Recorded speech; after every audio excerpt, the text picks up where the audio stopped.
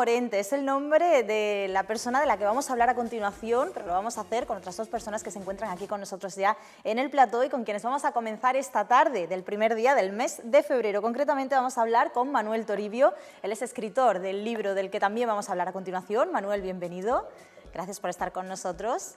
Y muy bien acompañado además por una de las nietas del protagonista en sí de toda esta entrevista. Con nosotros está Magdalena Gorrell Jaén. Magdalena, bienvenida. Muchas gracias. Gracias por sacar tiempo para estar con nosotros esta tarde aquí. Y bueno, vamos a comenzar, Manuel, hablando de esa figura que yo decía de un cordobés de pro, ¿no? Porque históricamente, bueno, pues es un gran nombre vinculado a la historia de Córdoba, forma parte pues, de eso, de la propia historia de la ciudad, pero es que políticamente también tiene mucho que ver con nuestra Córdoba y hasta con la Córdoba actual, ¿no? Porque hay que entender el pasado para poder entender también el presente. ¿De quién vamos a hablar hoy? Bueno, Antonio Jaén nació aquí en Córdoba, en la calle Judío, fíjate qué sitio más emblemático, Vaya. en 1879. Y forma parte de una generación de cordobeses que yo creo que son como los más representativos del siglo XX, ¿no?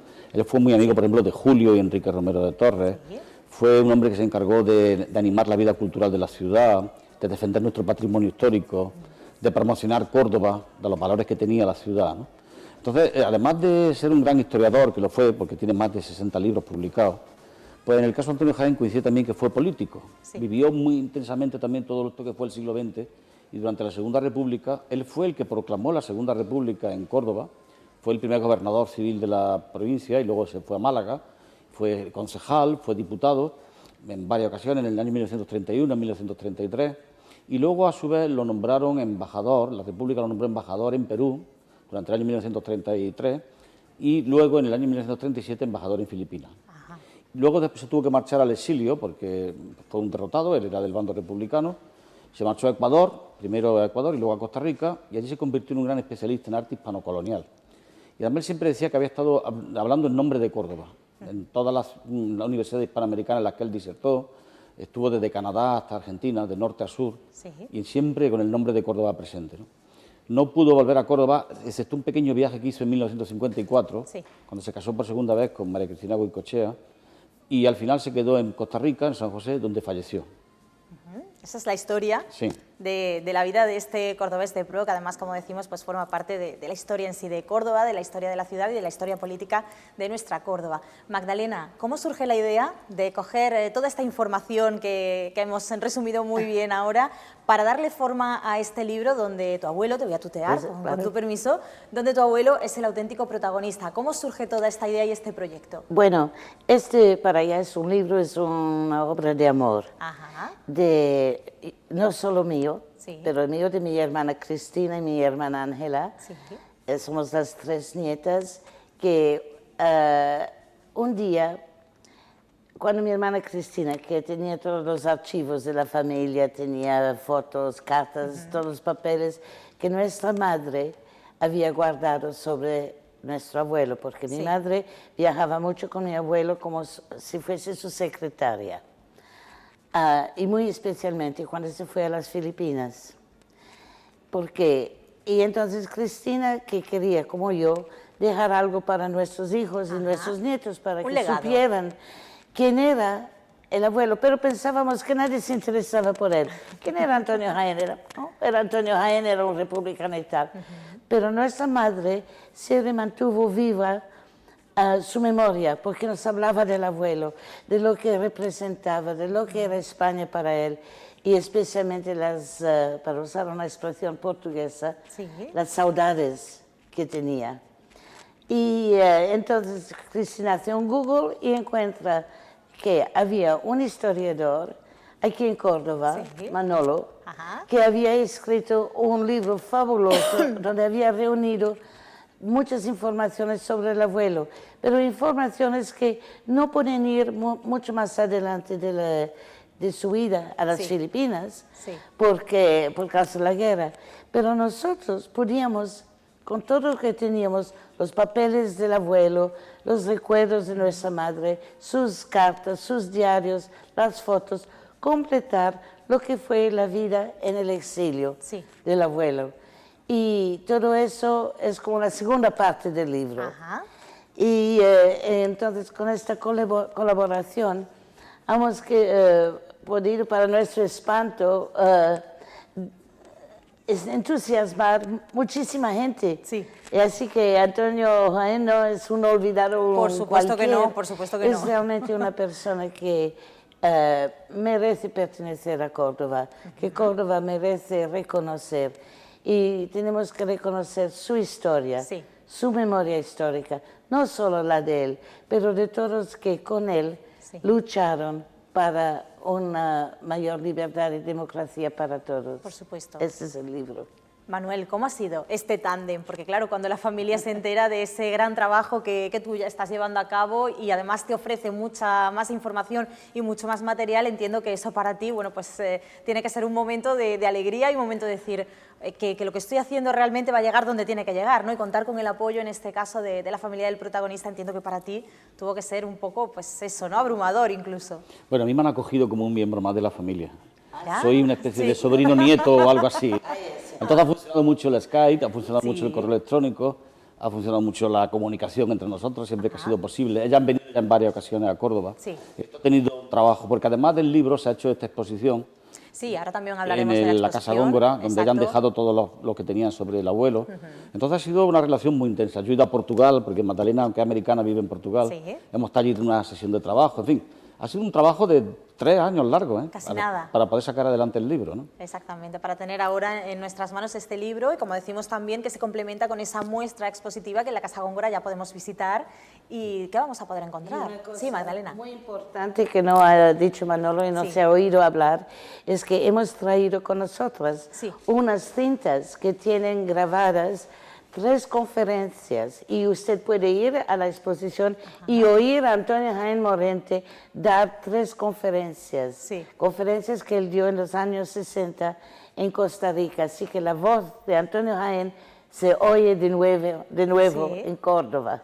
Que es muy importante también, es algo especial que y la podemos encontrar exposición. exactamente en esa exposición, donde ¿qué más podemos encontrar, Manuel? Bueno, la exposición la ha coordinado el profesor Antonio Barragán de la universidad, que es nuestro catedrático de Historia Contemporánea y gran especialista en la Segunda República. Y yo creo que no es solo una visión de Antonio Jaén Morente, es una visión de la Córdoba del siglo XX, vista a través de los ojos de este historiador, político e intelectual. Entonces allí vamos a encontrar recortes de prensa de la época, vamos a encontrar cartas, fotografías, libros de esa prolífica labor que él desarrolló y algunos objetos personales, ¿no? Por ejemplo, está su pasaporte, el pasaporte de Antonio Jaén, Curioso. un pasaporte emitido por la República con el cual estuvo viajando por todos los países del mundo, ¿no? Hablando de Córdoba, ¿no? Todo eso está allí en la exposición, más las cintas que ha dicho Magdalena, ¿no? ¿Qué implica para la familia todo esto, Magdalena? Porque, como tú decías, es entender que no ha quedado en el olvido, que ya no solamente es que su familia lo recuerde, sino que lo recuerda toda Córdoba y que se recuerda además con especial cariño también por el tipo de persona que fue y por lo que aportó también a la ciudad. Ya no solamente políticamente hablando, sino ya humanamente hablando, ¿no? Es alguien que es muy reconocido aquí en Córdoba. Y para nosotros ha sido muy importante todo este labor sobre el libro y el trabajo con Manolo, es que ahora nosotras nos sentimos cordobesas. Sí. Antes sabíamos que teníamos este lazo, pero como viajábamos mucho, nacimos en el Ecuador, porque en el exilio que mi madre conoció a mi padre, y somos americanas también de Yema, pero somos muy cordobesas, y volveremos las veces que podemos. Para mí es más fácil, estoy más cerquita. Por supuesto. Mis hermanas no. Además es una manera también de entender ese exilio, ¿no? Que fue una época tan difícil para muchísimas familias, entre ellas la tuya, Magdalena. Es una manera también de que no olvidemos esas raíces que para vosotros son tan importantes, porque como tú dices, vosotros pertenecéis a todas partes, tuvisteis que estar viajando de un lado para otro y al final uno sabe dónde están sus raíces, pero es que estas van creciendo en distintos lugares. Y más importante, me has acordado de algo, Sí. es que al seguir a la exposición tuvimos un almuerzo en la Casa Rubio, que es donde nació mi abuelo y sus 2 hermanos, era la casa de la familia Morente, y estuvieron presentes más de 50 descendientes directos, hasta los tataranietos y tatarasobrinos nietos de Antonio Jaén y de sus 2 hermanos, el tío Pepe y el tío Manolo. La primera vez que hay una reunión tan grande de familia desde el eclotar de la guerra. O sea, es una manera de uniros también. Es la primera vez. Nos conocemos por la primera vez, es maravilloso. Manolo, entiendo que eso también tiene que ser emocionante, ¿no? Sí. Conseguir unir a una familia con más de 50 miembros, que a lo largo del tiempo y de todo lo que han tenido que pasar, al final han llegado todos a Córdoba para unirse en pro de la memoria, en este caso de Antonio. Ten en cuenta que Antonio Jaén es el único cordobés al que el ayuntamiento, en plena guerra civil, lo nombró hijo maldito de la ciudad. Y luego ese título se lo quitó el propio ayuntamiento franquista en 1949. Es curioso. Porque consideraban que un hombre de qué se le podía acusar. Claro. Él era leal a su gobierno, al gobierno democráticamente establecido, que era el gobierno republicano, ¿no? Entonces no tenían por qué acusarse. Sí. Pero se le lanzó ese agravio. Él no le dio eso demasiada importancia, pero le gustó cuando en 1949 se lo quitaron, ¿no? Sí. Y luego ya en 1980, en la democracia, el ayuntamiento presidido por Julián Guita lo nombró hijo predilecto de la ciudad. Todo lo y desde entonces se han seguido publicando. Sí. Exactamente, hay que ver con las vueltas que da la vida y las vueltas que da la propia historia con una misma persona, que estamos hablando de la misma persona, pero de una cara y una cruz que sorprende bastante. ¿Qué más vamos a poder conocer de él con todo este proyecto que tenéis? También quisiéramos, que muchas veces aquí en Córdoba se habla de Antonio Jaén como un político, sí. Y queremos presentar que fue un gran historiador. O sea, la faceta de historiador es lo que queréis también. Él hizo una historia de Córdoba que ya va por la 7ª edición, que la última fue del año 2003, que la hizo el diario Córdoba, que es un intento de interpretación del alma de la ciudad. Sí. Porque Antonio Jaén es un hombre de la generación del 98, y él tiene muy presente sobre todo la obra de Antonio Machado y de Ángel Ganivet. Igual que Ángel Ganivet lo hizo para Granada, lo quiere hacer para Córdoba. Sí. Vamos a encontrar también, por ejemplo, sus publicaciones sobre el patrimonio histórico de la ciudad, en concreto que es una que se llama El problema artístico de la ciudad de Córdoba, donde plantea cuáles son los grandes retos que tiene la ciudad de conservar su patrimonio, sí. Y de abrirse al turismo, que en aquella época, estamos hablando de los años 20, había muchas expectativas con la exposición iberoamericana de Sevilla. Pero luego vamos a ver también cómo él trata de acabar con la leyenda negra que pesaba sobre España y la colonización española en América. Sí. Y entonces publica un libro que se llama La lección de América, una historia de América que fue premiada por el Ministerio de Instrucción Pública.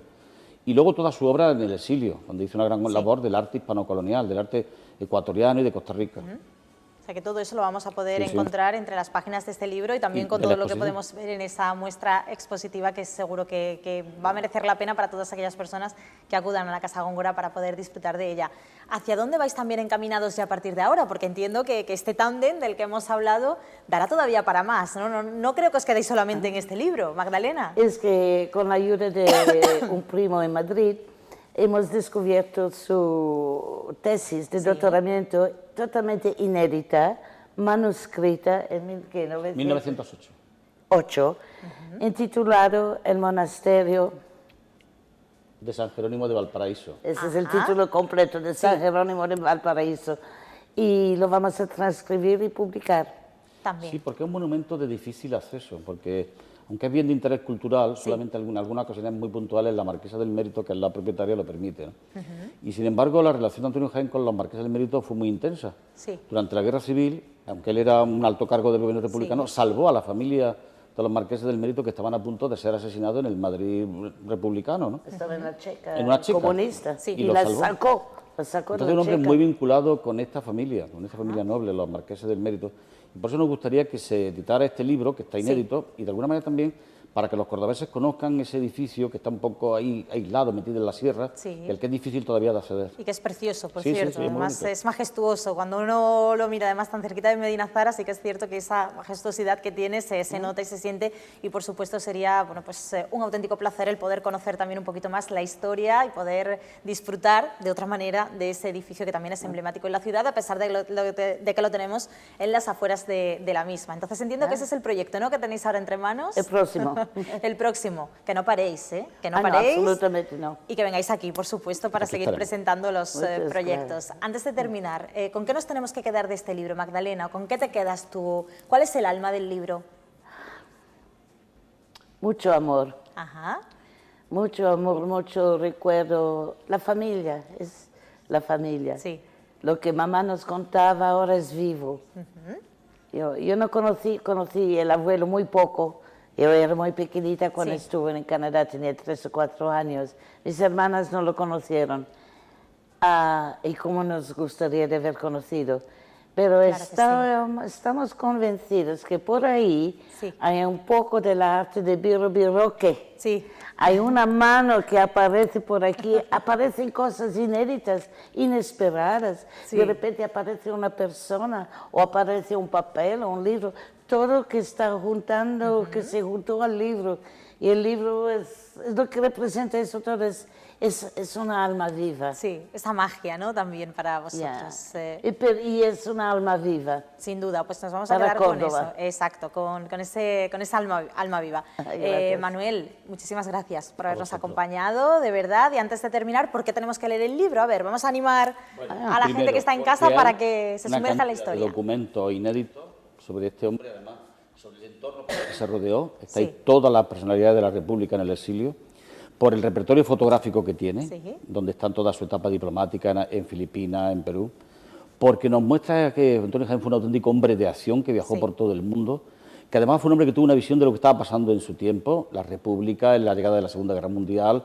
Él era un hombre liberal y demócrata, contrario al nazismo, al fascismo, al estalinismo, un hombre que quería España siempre, y además porque nos va a ayudar a comprender que los españoles que estaban en el exilio sentían España tanto como los españoles de acá, que no hubo, sino que España, bonita de esa alguna manera, idea. se emplea la expresión de la España transterrada, para decir que España se fue con ellos a América. Sí, con esa idea. También nos quedamos una idea muy bonita de sentir esa España que para ellos era tan complicado también, tenerla tan lejos y sin embargo tan cerca en el alma. Así que con eso nos vamos a quedar. Muchísimas gracias a los dos por habernos acompañado y enhorabuena por el proyecto. A ti. Gracias. Muchas gracias por recibirnos. Un placer teneros aquí. Gracias. Gracias, de verdad.